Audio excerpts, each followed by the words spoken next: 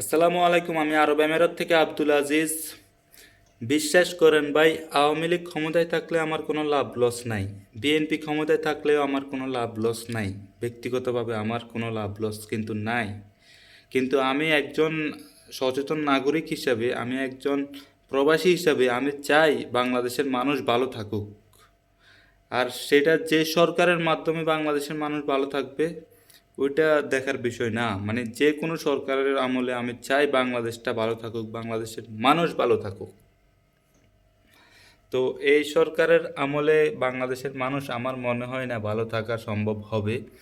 তো আমি আবার আরেকটা কথাও বলি, যদি আগামীকাল থেকে আমি দেখি যে সরকার মানুষকে নিয়ে ভাবতেছে, লোক লোক দেখানো না, মানে সত্যি সত্যি ভাবতেছে মানুষকে সবচেয়ে দামে ভাবতেছে মেট্রো রেলের থেকে, মানে যে কোনো জিনিস থেকে সবার আগে মানুষের কথা ভাবতেছে, এরকমটা যদি আমি কালকে থেকে দেখি আওয়ামী লীগ করতেছে, তাহলে আমি চাইবো না যে আওয়ামী লীগ সরে যাক। আমি চাই দেশের মানুষ ভালো থাকুক, সেটা যে কোনো সরকারের আমলে হোক।